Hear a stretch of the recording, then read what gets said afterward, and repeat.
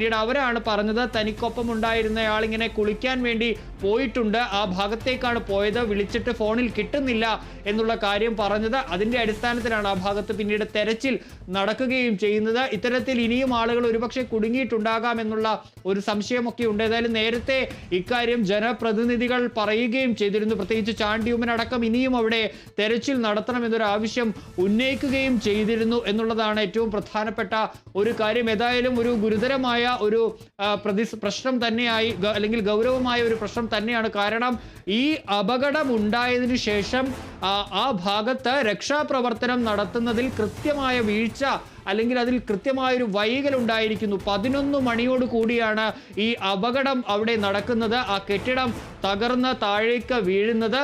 ആ ഘട്ടത്തിൽ അപ്പോൾ 2 പേരെ രക്ഷപ്പെടുത്തി എന്നുള്ളതായിരുന്നു. അതിനുശേഷം ആരുമില്ല എന്നുള്ള ഒരു വിലയിരുത്തലാണ് ഉണ്ടായത്. പിന്നീടാണ് ഒരു സ്ത്രീ കൂടി അവിടെ കുടുങ്ങി കിടക്കുന്നുണ്ട് എന്നുള്ള സംശയം ഉയർന്നത്. അതിന്റെ അടിസ്ഥാനത്തിലാണ് പിന്നീട് ചെറിയ എക്സ്കവേറ്ററുകൾ അവിടെ എത്തിച്ച് പരിശോധന നടത്തിയത്. അങ്ങനെയാണ് ഈ കെട്ടിട അവശിഷ്ടങ്ങൾക്ക് ഇടയിൽ നിന്ന് ഫയർഫോഴ്സ്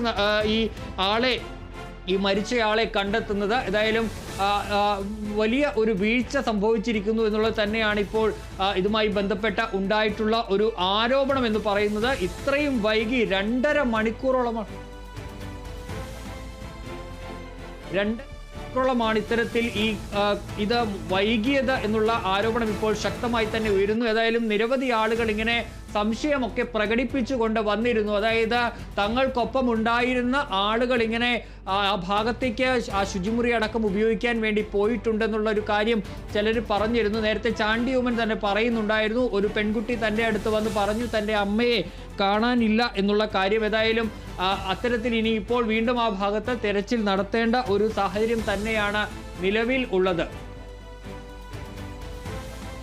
ആന്റണി, അതുപോലെ തന്നെ ആദ്യ മണിക്കൂറുകളിൽ ഈ അപകടം ഉണ്ടായപ്പോൾ നമ്മളെല്ലാവരും ആശ്വസിച്ചതാണ്. 2 പേർക്ക് നിസ്സാര പരിക്കേറ്റു, ഇനി ആരുമില്ല എന്ന തരത്തിൽ നമ്മൾ എല്ലാം വിശ്വസിച്ചതാണ്. എന്നാൽ ഇപ്പോൾ 2 മണിക്കൂർ പിന്നിടുമ്പോൾ ഒരു സ്ത്രീ, കുടുങ്ങിക്കിടന്ന സ്ത്രീയെ പുറത്തെത്തിക്കുന്നു. ആ സ്ത്രീ ഇപ്പോൾ മരിച്ചിരിക്കുകയാണ്. ഇത് കൂടാതെ തന്നെ ഇനിയും ആളുകൾ ആ ഒരു പ്രദേശത്ത് കുടുങ്ങിക്കിടക്കാനുള്ള സാധ്യതയുണ്ടോ? അതുപോലെ ആളുകളെ കാണാതായി എന്ന തരത്തിലുള്ള വിവരങ്ങൾ പുറത്തു വരുന്നുണ്ടോ? ചിലരെങ്കിലും ഇത്തരത്തിലൊരു സംശയം പ്രകടിപ്പിക്കുന്നുണ്ട്. ഇത് മന്ത്രിമാരടക്കം പറഞ്ഞിരുന്നത് ആളൊഴിഞ്ഞ കെട്ടിടമാണ് എന്നുള്ളതാണ്. ആ കെട്ടിടം ഉപയോഗശൂന്യമാണ്, അത് ഉപയോഗിക്കുന്നില്ല എന്നുള്ള ഒരു കാര്യമാണ് ഈ ഘട്ടത്തിൽ അന്ന് ആ അപകടമുണ്ടായ ഘട്ടത്തിൽ എത്തിയ ആരോഗ്യമന്ത്രി വീണ ജോർജും അതുപോലെ തന്നെ VN വാസവനും മെഡിക്കൽ കോളേജ് അധികൃതരുമൊക്കെ പറഞ്ഞത്. പക്ഷേ അങ്ങനെയല്ല എന്നുള്ളത് അപ്പോൾ തന്നെ ആളുകൾ പറഞ്ഞിരുന്നു. കാരണം ഈ ഭാഗത്തേക്ക് തങ്ങൾക്കൊപ്പമുള്ള ആളുകൾ, പ്രത്യേകിച്ച് ഈ മരിച്ചയാൾ അടക്കം അവിടേക്ക് പോയിട്ടുണ്ട് എന്നുള്ള കാര്യം ഇവർക്കൊപ്പം ഉണ്ടായിരുന്ന, ഈ സ്ത്രീക്കൊപ്പം ഉണ്ടായിരുന്ന പെൺകുട്ടിയാണ് പറയുന്നത്. അതിന്റെ അടിസ്ഥാനത്തിൽ സംശയം തോന്നിയാണ് പിന്നീട് ഫയർഫോഴ്സ് ഈ എക്സ്കവേറ്ററുകളൊക്കെ അടക്കം അവിടെ എത്തിയത് എന്നുള്ളതാണ്. അവരവിടെ കുളിക്കാൻ വേണ്ടി പോയതാണ്. ആ ഘട്ടത്തിലാണ് അവിടെ അപകടം നടക്കുന്നത്. അങ്ങനെ ആ കെട്ടിട അവശിഷ്ടങ്ങൾക്ക് ഇടയിലേക്ക് പോവുകയാണ് ചെയ്തത്.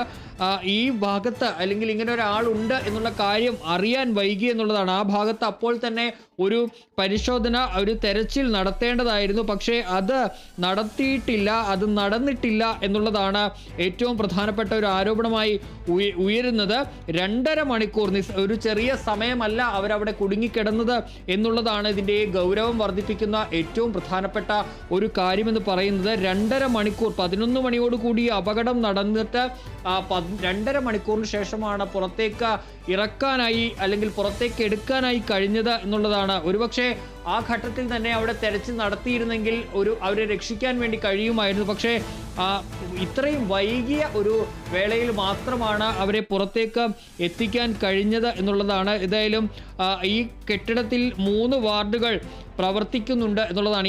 ഈ സമീപത്ത്, ഈ തകർന്ന കെട്ടിടത്തിന് സമീപത്ത് 14-ാം വാർഡിൽ ഏതാണ്ട് 3 വാർഡുകൾ പ്രവർത്തിക്കുന്നുണ്ട് എന്നുള്ളതാണ് ഏറ്റവും പ്രധാനപ്പെട്ട ഒരു കാര്യം. ഒരുപക്ഷെ സ്വാഭാവികമായും അവിടെ ആളുകൾ ഈ ശുചിമുറി അടക്കം ഉപയോഗിക്കാനായി എത്തുകയും ചെയ്യും.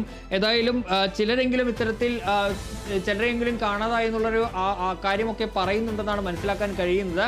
ഏതായാലും വലിയ പ്രതിഷേധം തന്നെ ഇപ്പോൾ മെഡിക്കൽ കോളേജ് ഭാഗത്ത്, മെഡിക്കൽ കോളേജിൽ മുന്നിൽ ഉയരുകയും ചെയ്യുന്നുണ്ട് എന്നുള്ളതാണ് നമുക്ക് മനസ്സിലാക്കാൻ കഴിയുന്നത്. ഏതായാലും രക്ഷാപ്രവർത്തനം വൈകി ഈ പുറത്തെടുക്കാൻ, ഈ കുടുങ്ങിക്കിടന്നയാളെ കണ്ടെത്താൻ ആ രക്ഷാപ്രവർത്തനത്തിൽ കൃത്യമായ വൈകലുണ്ടായി. ആ രക്ഷാപ്രവർത്തനം വൈകിയതാണിപ്പോൾ ഈ മരണത്തിലേക്ക് നയിച്ചത് എന്നുള്ളതാണ് മനസ്സിലാക്കാൻ കഴിയുന്നത്. മരിച്ചത് തലയോലപ്പറമ്പ്, കോട്ടയം തലയോലപ്പറമ്പ് സ്വദേശി ബിന്ദു, 52 വയസ്സുള്ള ബിന്ദുവാണ് മരിച്ചത് എന്നുള്ളതാണ് ഇപ്പോൾ നമുക്ക് ലഭിക്കുന്ന വിവരം. കൂട്ടിരിപ്പുകാരിയാണ്. അവിടെ മകൾക്ക് കൂട്ടിരിക്കാനായാണ് ബിന്ദു എത്തിയത്. മകൾക്ക് ഒരു ഓപ്പറേഷൻ ഉണ്ടായിരുന്നു. ആ ഓപ്പറേഷൻ്റെ ഭാഗമായാണ് ബിന്ദു ഈ ആശുപത്രിയിലേക്ക് എത്തിയത് എന്നുള്ളതാണ് മനസ്സിലാക്കാൻ കഴിയുന്നത്. അവിടെ നിന്ന് ഈ മകളുടെ അടുത്ത് നിന്ന് കുളിക്കാൻ വേണ്ടി പോവുകയാണെന്ന് പറഞ്ഞാണ് ബിന്ദു പോയത്. പിന്നീട് ബിന്ദുവിനെ കുറിച്ച് വിവരങ്ങൾ ഉണ്ടായിരുന്നില്ല. പിന്നീട് ഈ അപകടം നടന്ന ഘട്ടത്തിൽ മകളാണ് പറഞ്ഞത്, അമ്മ കുളിക്കാൻ വേണ്ടി ഇങ്ങനെ പോയിട്ടുണ്ട്, പക്ഷേ പിന്നീട് കണ്ടില്ല എന്നുള്ള കാര്യം പറയുന്നത്. അതിൻ്റെ അടിസ്ഥാനത്തിലാണ് പരിശോധന നടത്തുന്നത്. ആ പരിശോധനയിലാണ് ക്ഷമിക്കണം ഈ കെട്ടിടത്തിന് ഇടയിൽ നിന്ന് ഈ മൃതദേഹമല്ല ഇവരെ ബിന്ദുവിനെ കണ്ടെടുക്കുന്നത്. പിന്നീട് മരണം സ്ഥിരീകരിക്കുകയാണ് ചെയ്തത്. ഏതായാലും ഒരു 14-കാരിക്ക് അടക്കം പരിക്ക് ഏറ്റിട്ടുണ്ടെന്നാണ് നമുക്ക് ആദ്യ മണിക്കൂറുകളിൽ കിട്ടിയിരുന്ന വിവരം. 2 പേർ, അങ്ങനെ 14-കാരി അടക്കം 2 പേർക്ക് പരിക്കേറ്റു എന്നുള്ളതായിരുന്നു ആദ്യ വിവരം എന്ന് പറയുന്നത്. ഏതായാലും ഈ വലിയ ഒരു വീഴ്ച ഈ രക്ഷാപ്രവർത്തനത്തിൽ സംഭവിച്ചു. അത് വൈകി എന്നുള്ള ആരോപണം ഇപ്പോൾ ശക്തമായി തന്നെ ഉയരുകയും ചെയ്യുന്നുണ്ട്. അതിനെതിരെ വലിയ പ്രതിഷേധവും അടക്കം അവിടെ ഉയരുകയും ചെയ്തിട്ടുണ്ട്. നേരത്തെ ഈ ബിന്ദുവിനെ പുറത്തേക്ക് എത്തിക്കുന്ന ആ ഘട്ടത്തിൽ അവിടെ ജനപ്രതിനിധികൾ വലിയ രീതിയിൽ പ്രതിഷേധം ഉന്നയിച്ചിരുന്നു. കാരണം ഇനിയും ഒരുപക്ഷെ ആളുകൾ ഉണ്ടാകാം. ആളുകൾ വരാത്ത ഭാഗമാണെന്ന് മന്ത്രിമാർ പറയുന്നത് എന്തടിസ്ഥാനത്തിലാണെന്നാണ് ചോദിച്ചത്. പക്ഷേ അങ്ങനെ ഒരു ഭാഗത്താണ് ഇത്തരത്തിൽ ഒരാൾ കുളിക്കാൻ വരുന്നത്, അവർ അപകടത്തിൽപ്പെടുന്നത്, അവർ ആ മരണത്തിലേക്ക് പോവുകയും ചെയ്യുന്നത് എന്നുള്ളതാണ് ഇപ്പോൾ ഏറ്റവും പ്രധാനപ്പെട്ട ഒരു കാര്യമായി ഉള്ളത്. ഏതായാലും ഇപ്പോൾ ഒരു മരണം, കോട്ടയം മെഡിക്കൽ കോളേജിൻ്റെ കെട്ടിടം തകർന്നു വീണ ഒരു മരണം എന്നുള്ള വാർത്ത സ്ഥിരീകരിക്കുന്നു. മരിച്ചത് കോട്ടയം തലയോലപ്പറമ്പ് സ്വദേശി ബിന്ദു, 52 വയസ്സുള്ള ബിന്ദുവാണ് മരിച്ചിട്ടുള്ളത്. ആന്റണി, അതുപോലെ തന്നെ അപകടം നടന്നതിന് ശേഷം മന്ത്രിമാരായ VN വാസവൻ, അതുപോലെ തന്നെ വീണ ജോർജ് അടക്കമുള്ളവർ സംഭവ സ്ഥലത്തെത്തി രക്ഷാപ്രവർത്തനം ഏകോപിപ്പിച്ചിട്ടും ഇത്തരത്തിലൊരു അപകടം അല്ലെങ്കിൽ ഇത്തരത്തിലൊരു സ്ത്രീ മരിക്കുന്നതിലേക്ക് എത്തിയതിൽ വൻ ഗുരുതരമായ ഒരു വീഴ്ച തന്നെയല്ലേ ഉണ്ടായിട്ടുള്ളതെന്നല്ലേ നമുക്ക് മനസ്സിലാക്കാൻ സാധിക്കുന്നത്. തീർച്ചയായും ജനപ്രതിനിധികൾ അടക്കമുള്ളവർ ഉന്നയിക്കുന്ന ഒരു ആക്ഷേപം അല്ലെങ്കിൽ ആരോപണം അതുതന്നെയാണ്. ഇത്രയും വൈകി അപകടം നടന്ന് 2.5 മണിക്കൂറാണ്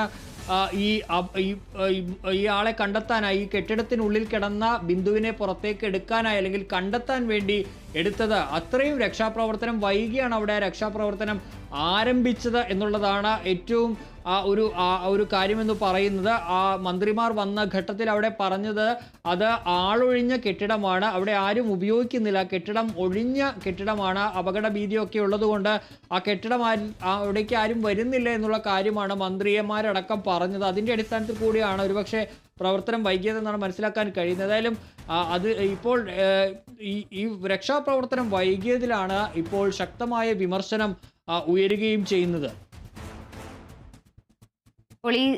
ഒരാൾ മരിച്ചിരിക്കുന്നു, അതുമായി ബന്ധപ്പെട്ട് മന്ത്രി അടക്കമുള്ളവരുടെ പ്രതികരണങ്ങൾ എന്തെങ്കിലും ലഭ്യമായിട്ടുണ്ടോ ആന്റണി?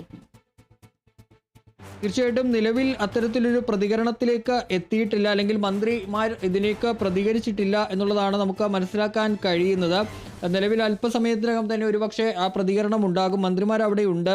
മന്ത്രി വീണ ജോർജും അതുപോലെ തന്നെ മന്ത്രി VN വാസവനും മെഡിക്കൽ കോളേജിൽ തന്നെ ഉണ്ട് എന്നാണ് മനസ്സിലാക്കാൻ കഴിയുന്നത്. ഏതായാലും ഒരു ഗുരുതരമായ ഒരു സാഹചര്യം തന്നെയാണ് ഉണ്ടായിട്ടുള്ളത് എന്നുള്ളതിൽ ഇപ്പോൾ ഒരു തരത്തിൽ അത്തരത്തിൽ തന്നെ ആരോപണം അവിടെ ഉയരുന്നു. ഒരുപക്ഷെ നേരത്തെ രക്ഷാപ്രവർത്തനം നടത്തിയിരുന്നെങ്കിൽ ആ ജീവൻ രക്ഷിക്കാൻ കഴിയുമെന്നുള്ളതാണ് ഇപ്പോൾ ഉയരുന്ന അല്ലെങ്കിൽ ഏറ്റവും പ്രധാനപ്പെട്ട ഒരു കാര്യമായി ഉള്ളത്. ഏകദേശം 11 മണിയോടെയായിരുന്നു കോട്ടയം മെഡിക്കൽ കോളേജിന്റെ 14-ാം വാർഡിനോട് ചേർന്നുള്ള ഒഴിഞ്ഞ കെട്ടിടത്തിന്റെ ഒരു ഭാഗം തകർന്നു വീണത്. ഈ തകർന്ന ആദ്യ മണിക്കൂറുകളിലൊക്കെ 2 പേർക്ക് മാത്രമേ പരിക്കേറ്റു എന്ന തരത്തിലുള്ള വാർത്തകൾ പുറത്തു വന്നപ്പോഴും രക്ഷാപ്രവർത്തനത്തിലുണ്ടായ വീഴ്ച കാരണം ഒരു സ്ത്രീ കൂടി മരിച്ചിരിക്കുകയാണ്. കോട്ടയം സ്വദേശിയാണ് ഇപ്പോൾ മരിച്ചിട്ടുള്ളത്. ഈ വാർത്തകളാണ് ഇപ്പോൾ പുറത്തു വരുന്നത്. കോട്ടയം സ്വദേശിയായ ബിന്ദുവാണ് മരിച്ചത്. മെഡിക്കൽ കോളേജിന്റെ 14ാമത്തെ വാർഡിന് സമീപമുള്ള കെട്ടിട ഭാഗമാണ് തകർന്നു വീണത്. മന്ത്രി VN വാസവൻ അതുപോലെ തന്നെ ആരോഗ്യമന്ത്രി വീണ ജോർജ് അടക്കമുള്ളവർ മെഡിക്കൽ കോളേജിൽ തുടരുകയാണ്. ഇവർ രക്ഷാപ്രവർത്തനം ഏകോപിപ്പിച്ചിട്ടും ബിന്ദു മരിക്കാൻ കാരണമായത് തന്നെ രക്ഷാപ്രവർത്തനത്തിനേറ്റ ഗുരുതര വീഴ്ച തന്നെയാണ്. 2.5 മണിക്കൂർ കുടുങ്ങിക്കിടക്കുന്നതിന് ശേഷമാണ് ബിന്ദുവിനെ കണ്ടെത്താനായത്. ഒടുവിൽ ഇപ്പോൾ മരണം സ്ഥിരീകരിക്കുന്നതും ഈ മെഡിക്കൽ കോളേജിലുണ്ടായ ഈ അപകടത്തിൽ ഒരു മരണം ഇപ്പോൾ സ്ഥിരീകരിക്കുകയാണ്. കോട്ടയം സ്വദേശിയായ ബിന്ദു ആണ് മരിച്ചത്.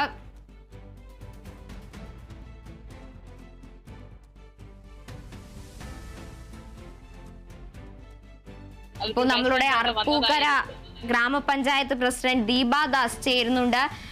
നമസ്കാരം ശ്രീ ദീപാദാസ്. ഏറ്റവും വേദനാജനകമായ ഒരു അവസ്ഥയാണ് ഇപ്പോൾ കോട്ടയം മെഡിക്കൽ കോളേജിൽ ഉണ്ടായിരിക്കുന്നത്. ഇപ്പോൾ ഒരു സ്ത്രീ കൂടി മരിച്ചിരിക്കുകയാണ്. കോട്ടയം സ്വദേശിയാണ് മരിച്ചിരിക്കുന്നത്.